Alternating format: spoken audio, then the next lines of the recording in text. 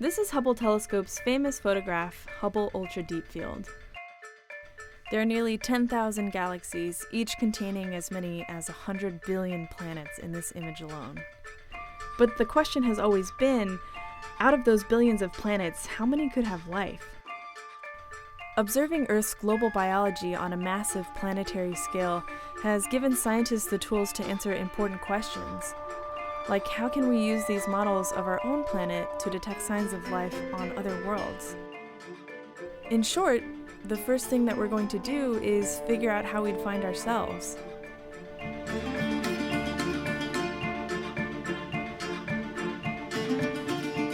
When I talk to people about the search for life on all these planets we found around all these other stars, a very common response I get is this line from Contact. Well, if there isn't anything out there, it would be a horrible waste of space, which is a wonderful line.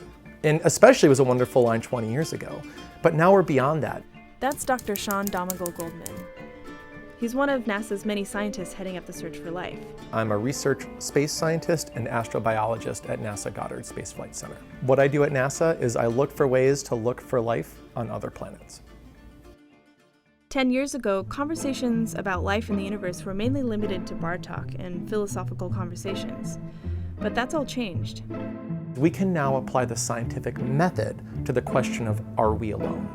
We, based on our understanding of how life operates on Earth, are starting to derive principles of the signals that life creates that we could then look for on these planets around other stars. But with a universe as vast as ours, where do you even begin looking for these Earth-like planets? NASA scientists must take an extremely calculated approach when it comes to combing the universe for signs of life. By studying Earth's climate over its long history, we have a pretty good understanding of how climate operates on other rocky planets. And that gives us some helpful clues on the distance from a star and the size of a planet that could harbor a global biosphere like the one we have here on Earth. It all comes down to knowing where to look. We have a concept for this. It's called the habitable zone or the Goldilocks zone. And the basic idea is you can't be too hot because otherwise you'll lose your oceans. They'll basically boil and steam away. You can't be too cold because then your oceans will freeze over. You want that big sort of global ocean reservoir at the surface, which happens when you're kind of in the middle and just right. In our solar system, the Goldilocks zone is bound by Venus, which is too hot and steamy with no oceans at the surface, and Mars, which is too cold and too small. And size matters too. To give an example, the moon is technically in just the right place. It's in the middle of the Goldilocks zone, just like Earth is, and it gets the right amount of energy from the sun. But it's too small to hold onto an atmosphere. And the same thing goes for planets that are too big, like gas giants, where there's too much pressure bearing down on liquid water. We're on the Goldilocks planet. And what's really neat is we found a lot of other so-called Goldilocks planets in the last few years that we could then think about looking for signs of life on in the future. The studies Sean is talking about have been coming out pretty consistently since the early 2000s. The recent uptick in exoplanet discoveries over the past 7 years or so is due in large part to the Kepler Space Telescope, which found over thousands of exoplanets orbiting other stars. One cluster of planets after another, astrophysicists have discovered a mind-blowing number of worlds that are the right size and distance from their star to potentially have conditions for life similar to Earth.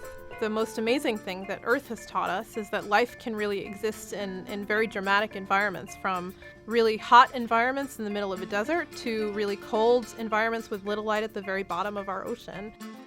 Based on what we know about Earth, the fundamental cocktail looks like this. You need liquid water, the right atmospheric gases, and, if you're lucky, specific global signs of life. Everywhere we look, whether it's a desert or Antarctica or the deepest parts of the ocean or the deepest parts of Earth's crust that we've explored, as long as there's a tiny speck of liquid water, there's life. And because of that, it's been central to NASA's search for habitable environments elsewhere. It's why scientists get excited about water spewing up from the icy moons of Europa and Enceladus in our outer solar system. Not only could they have water, but they could have global oceans like the ones we have here on Earth. After liquid water, we'd look for atmospheric gases. Actually, the gas we're breathing now, oxygen. Find oxygen and methane together in the same atmosphere, and you've got something special.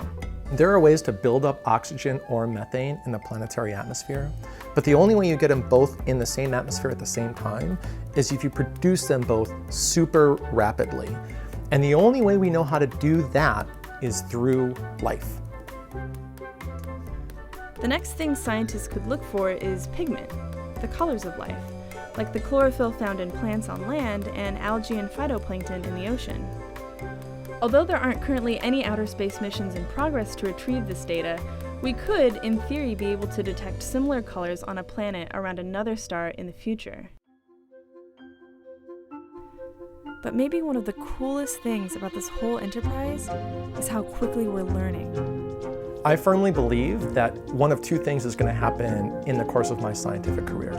Either we're going to find evidence that we're not alone in the universe, or we'll have so exhaustively searched for it and not found anything that we'll know that the universe is a lonely place and that our place in it is more special because of that. Either way, I can't wait to find out what we uncover in the next 20 years.